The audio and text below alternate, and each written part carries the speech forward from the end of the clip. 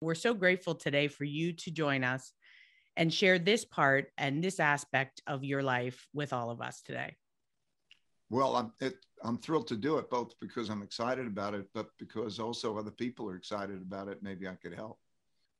You have given, and your family's given over $300 million to health, justice, and wellness causes. Specifically, one that we put in the email that I know we'll want to hear about today is $50 million to New York Presbyterian to set up the Dalio Family Health Justice Institute.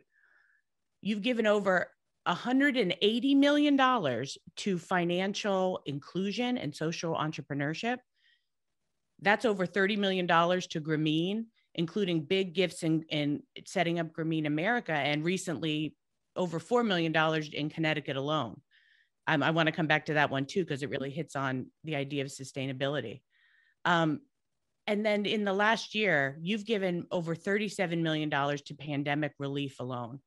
And that includes PPE, that includes support for research, but it also includes things like making sure the kids had laptops in the Connecticut schools and all the other work that your family does. So there are so many more things that I could list that are about the interest and work that you and your family has done. And I'd love to really start at the beginning and understand how you and Barbara and your family got started with Dalio Philanthropies.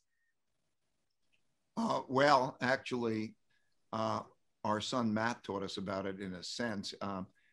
When he was 11, he went to China, lived in an all Chinese environment, went to an all Chinese school. And over the next few years, circumstances brought him into Chinese orphanages, and kids were dying in orphanages then, lack of medical attention and so on, because they just didn't have the money.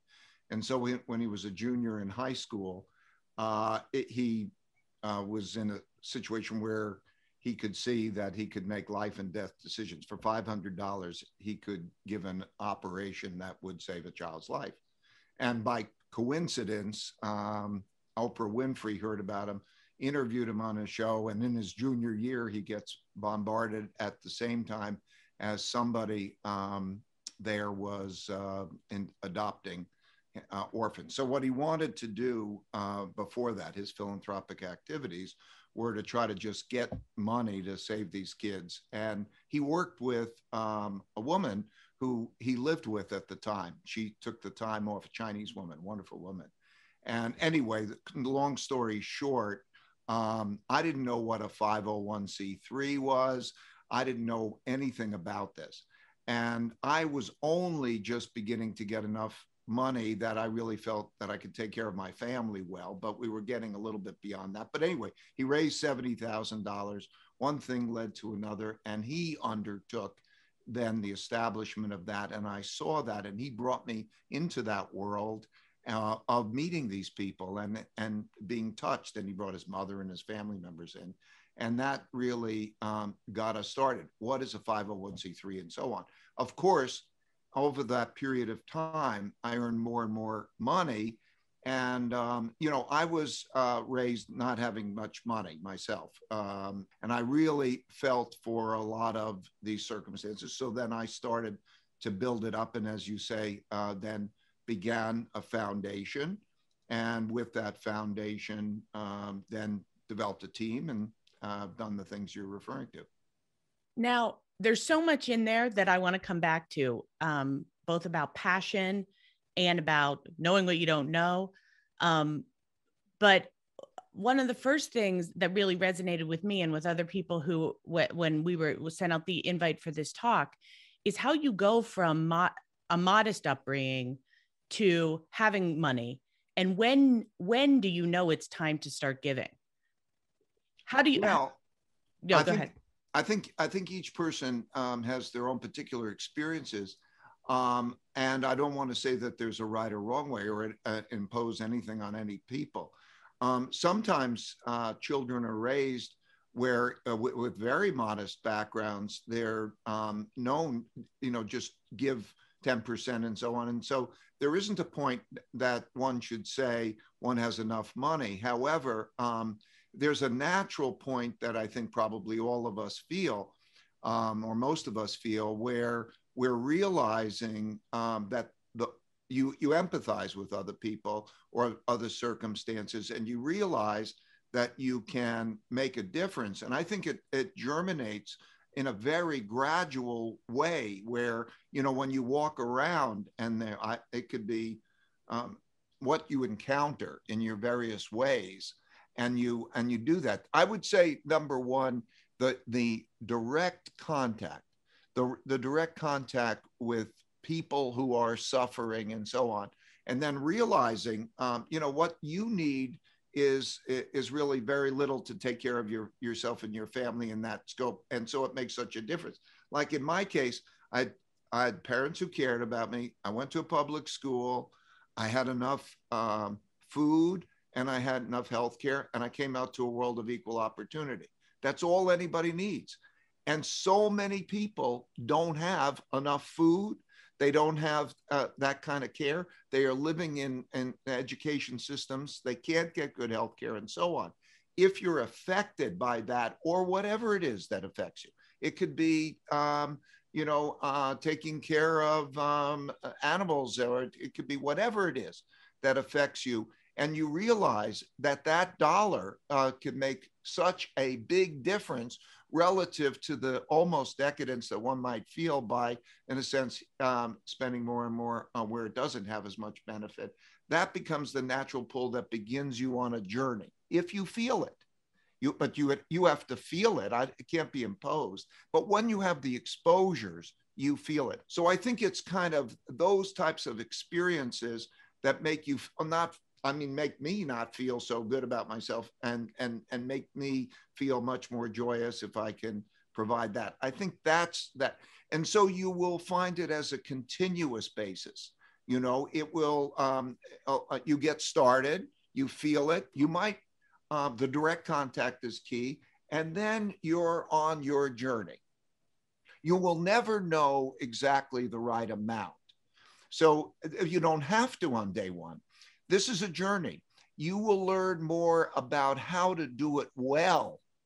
Realize there's a skill to it, and there's a journey to it, and you'll learn more and more along the way. So that's okay. You don't have to make all your decisions of how much exactly you're going to give or when you're going to give it. You just need to go do it, experience it, and particularly experience, I think, the joys that come from your version of it.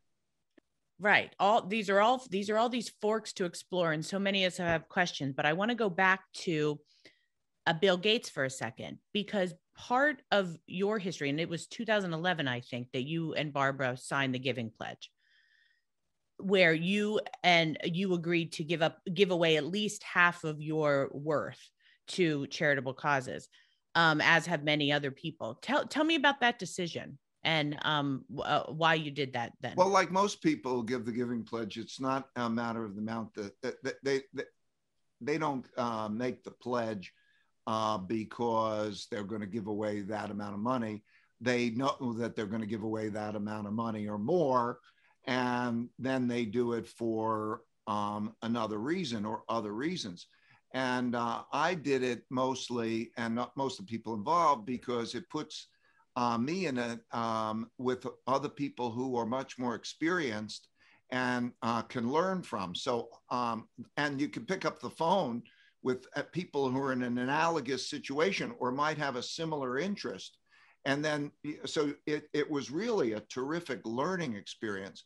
I also thought, I have a lot of admiration for Bill Gates, and I think that arc to create some form of where people can say, when you're the arc of not having much and then having it around, is, I think, something that's good. But I mostly did it for the learning experience, and to some extent the networking to people who have similar philanthropic interests. Right. And a theme of finding people who are experts and knowing what knowing what you don't know, and finding people to help you experiment along the way. Triangulation. Triangulation. I've heard that before from you. Yeah, this is the one thing, like I've been able to go into areas that I don't have any understanding about, and even the areas that I have lots of understanding about, whatever it is, philanthropic or career or oceans or whatever it is. And one of the most important principles I have is to recognize that what you don't know is much greater than what you do know. And out there are people who know a lot. And that if you're trying to deal with a question of what you do, if you know how to triangulate well, you will have the best thinking available, and that is empowering. And that applies to philanthropy, or it applies to any other dimension of life. And on that thread of not knowing, and knowing when somebody else is the expert, when you're working or your team is working very closely with people who are experts in that area, how do you navigate that, specifically when it's on an issue? So you may be one of the best investors in the world, but you're not necessarily the best person at medical research, or you're not the best person at teaching a kid how to read. How do you navigate letting the leaders of these organizations lead versus try to control? How does that work? Through questions. I mean, I just want to emphasize that I'm lucky to be able to speak to the most successful people in the world in almost any area. And I could say the most successful people in the world are more humble and are great at asking questions. And that's the process. So there's this process where you come in and you say, I'm a dumb shit. I don't know anything. You know what? I don't know. But you triangulate well where you're asking those questions, and you will see how they challenge each other's thinking. Because when you have something where they all line up about, and it makes sense to you, that makes, okay, that's good. I got it. And I'm learning. When they're at odds, and then you hear the pros and cons of all of that, then that's fine. Success in life largely comes from really knowing who the best are and how to orchestrate and how to learn from them. It's a very quick learning process. So I could learn about a subject very, very, very quickly. I'm doing that with, like, how does the world order work, and so on, to be able to speak to, the Henry Kissingers and all of that, and be able to ask it's a fabulous way of learning a lot and getting the expertise, including delegating thinking that you would say they would know better than I would. But, like I say, the who is more important than the what. You pick the right people, you triangulate with those who want to help you get where you want to go, or thought partners, and will argue with each other about the best ways to do things. Creates a great education and a great path. And the who is more important than the what. And how do you also look at people's track records? Oh, a lot. I mean, it's the same as if I was a venture capital investor. The due diligence that's required. Fortunately, we have, a great team. But there's a list. It would be almost like if you're making a venture capital investor. What are their track records? Who are the references? Who are the other investors in them? What do they have to say about them? How do they operate? And then start off with a grant. A grant will be typically a multi-year grant at a certain measure. Then see how they're doing with the metrics, as well as getting to know them. And that evolves over a period of time. And you could say, that one's a winner who delivers on the things that they say they're going to deliver on the metrics. So it's like that. And what about the relationships you build? And, there's always a meaningful work and meaningful relationship aspect that so parallels, that I hear you saying the same themes and that apply to all these other lessons that we've learned over the years. But how does the relationship work with the people that you're working with? It's so joyous. Like as I say, if you have meaningful work and meaningful relationships, so that you're dealing with people of good character and good capabilities, not only are you producing good outcomes, but it's so joyous. It's so joyous. And it brings me into worlds like Muhammad Yunus is the man who received the Nobel Peace Prize. What an extraordinary man. He invented microfinance. He invented social enterprises. He received the Nobel Prize for that. He was given the Congressional Medal of Honor, and he was also fortune determined him to be one of the 5 best entrepreneurs of our time because he created so many social enterprise businesses, which, in other words, they leave the money in the business to make it grow. And like to get to know him and to see his world and to take all of that is very, very exciting, very special, very caring. When you build mutual caring and a common mission, it's the best. I want to turn to your the gift cards you gave out via Tis Best this year, which started with, well, I guess it's wrapped in Redefining Giving was the social media campaign also that you started.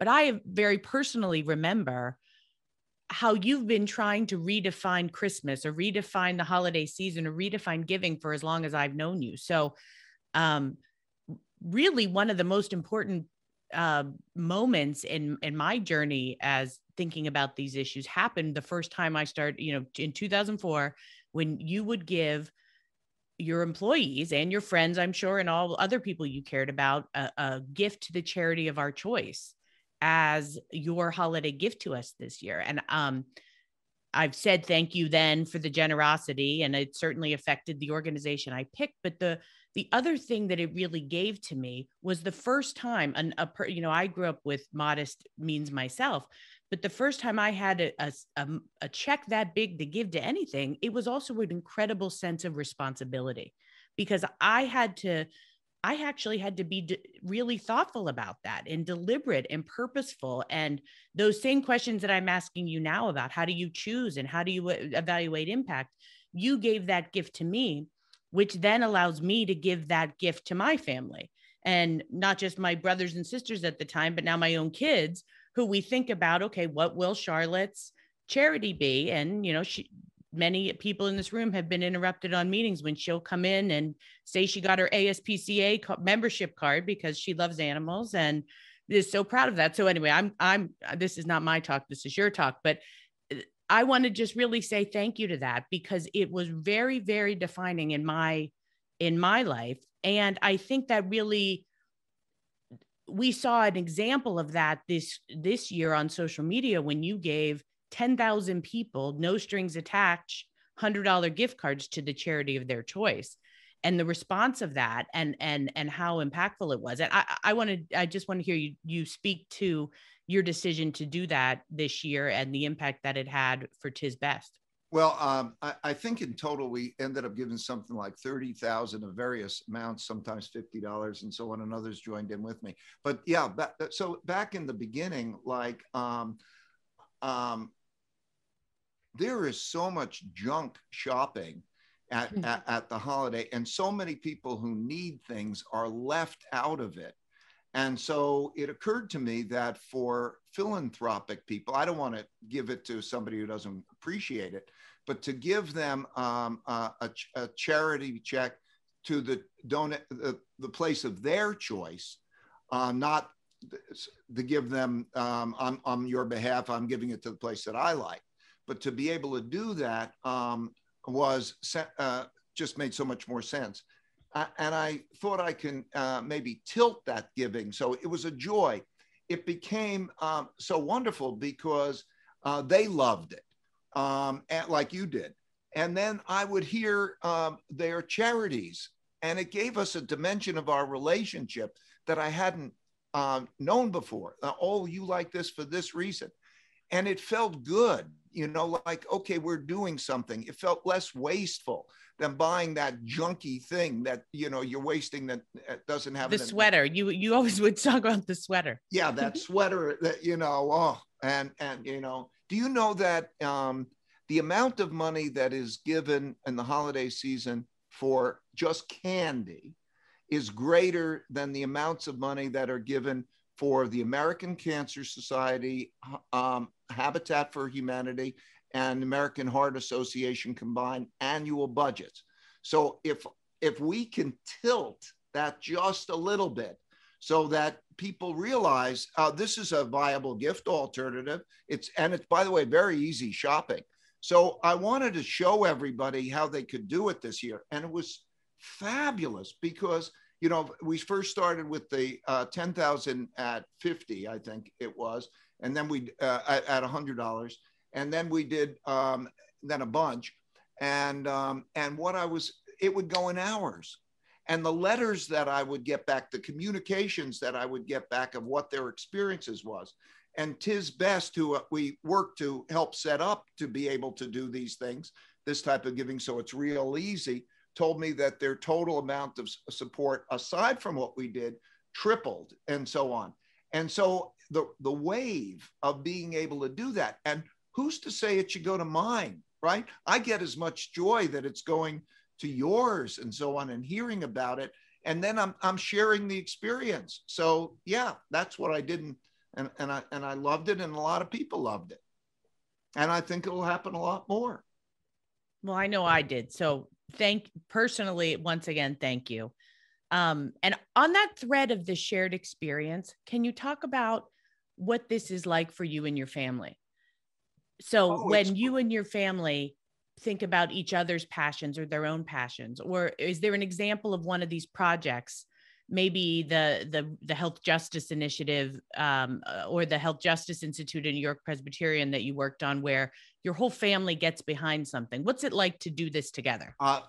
What we've created, first of all, giving should be an individual passion.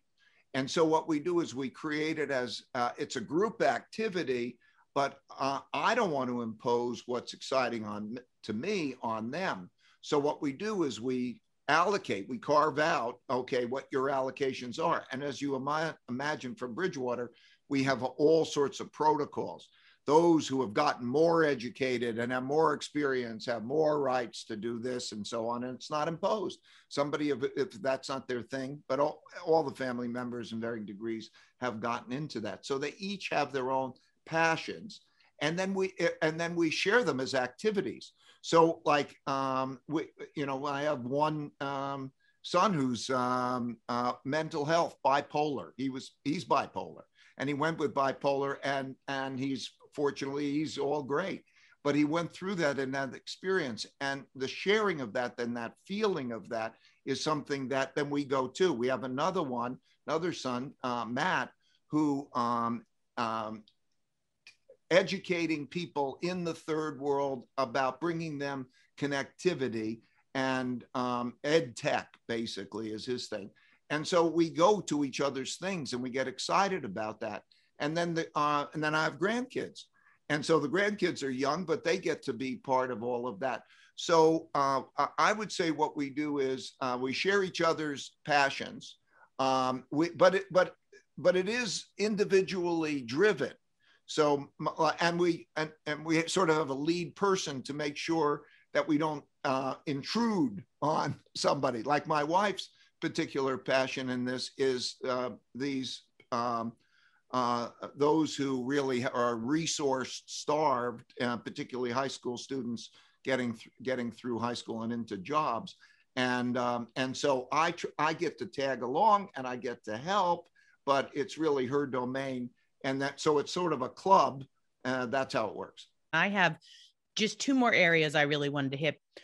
One was about, you've talked a lot about sustainability. Sustainability is the concept of not just giving money and writing a check and that being the end of it, but how do anyway, I'll let you talk about sustainability, but can you speak to this sort of as a priority in your and your family's giving, where there's levels of or order of preference given to how sustainable a cause or an organization is? Can you speak to that? Yes. We're talking about really what Robyn's talking about is financial sustainability. And so we have sort of three tiers. When I was thinking, okay, as she mentioned, we have several $1 billion in this foundation. That money can be invested to produce a return, or it can also be invested in something that has a double bottom line, a social return, as well as a financial return. And then, as you might imagine, how my calculation works is I think, well, how much am I going to be better if I get the best return and then invest it in and give it away versus the it having it direct. So we tiered 3 types of investments and looking at them on the basis of stability. Those investments, which are double bottom line investment, in which we can invest in that terrific thing that has a social as well as financial return. That comes back, that money comes back to the foundation and can continue to be given away. That's one tier. Unfortunately, there are not many of those, but there some. Second tier is that where when we give the money, it becomes sustainable within the organization. A good example of that is microfinance through Grameen America.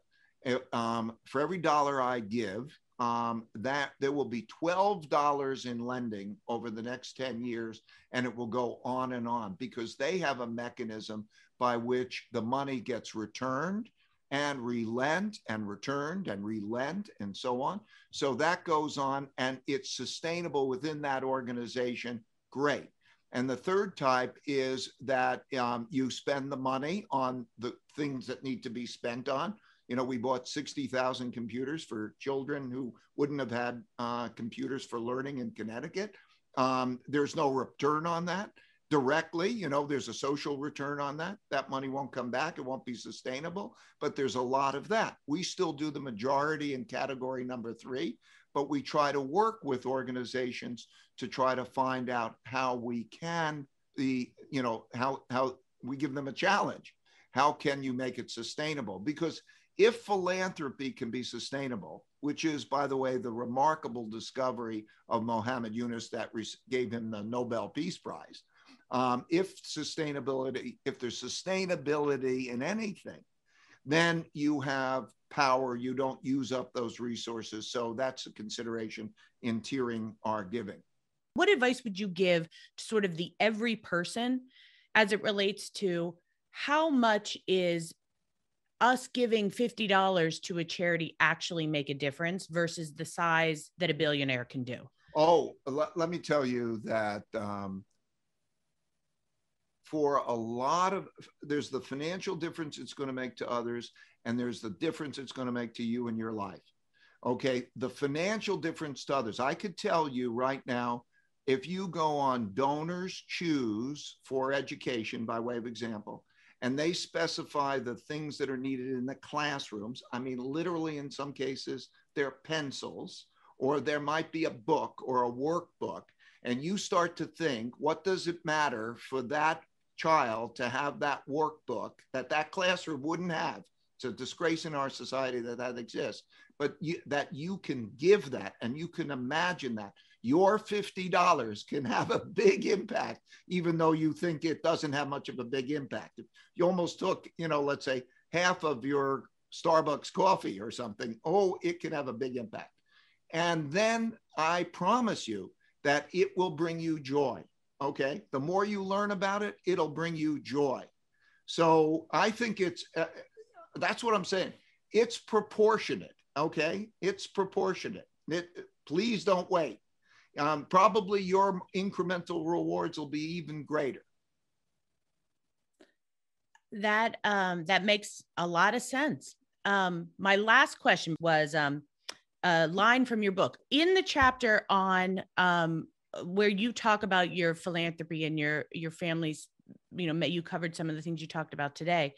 There was one line I wanted to ask you about where you said, the most important thing that we've learned is that there's no one right way to do philanthropy, though there are plenty of wrong ways. And so this wouldn't be a Bridgewater conversation if we didn't talk about the lessons learned or the mistakes or the wrong ways to do philanthropy that you've learned from, if you could talk about that. Yeah, doing philanthropy well is just like doing anything well, because you encounter, naivete. How you can give money away wastefully. So, because it's not like a return on investment. You know, in a business, if you keep putting money in and it doesn't work, they will go broke. Not true for philanthropies. They can waste a lot of money if you put the money in and so on.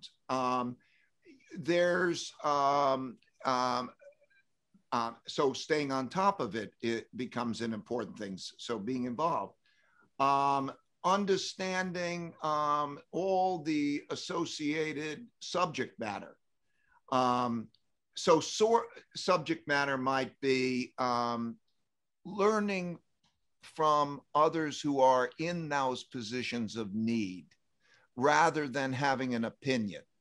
Like one of the things in a classic mistake is the person who has an opinion and wants to then control a philanthropy. Very, very, very many famous cases of that. What my wife did instead was, learn from them. They're on the ground. They're in there. And you can hear, and so you make those types of understandings. There are understanding who and the relationships, the size, how to have key performance indicators. Those kinds of things. How do you get the return? How do you measure return?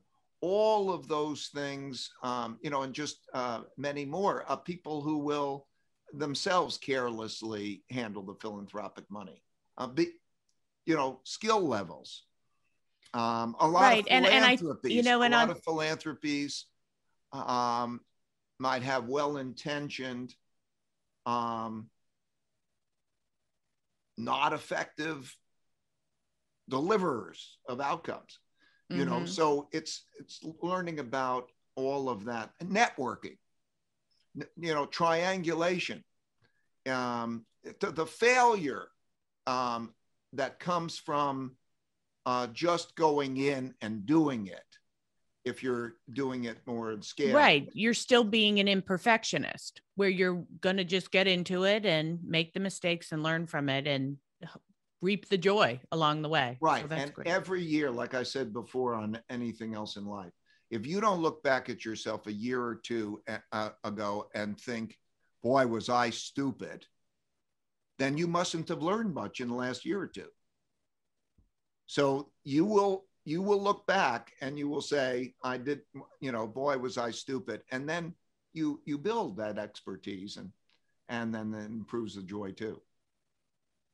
Well, thank you, Ray. That's great advice. And as expected, learned a lot through this conversation about both our own choices here, as well as what it is to be part of the Bridgewater experience for all these years together. So thank you, Ray. And thank you so much. I really appreciate it, Robert. And I appreciate the other thing.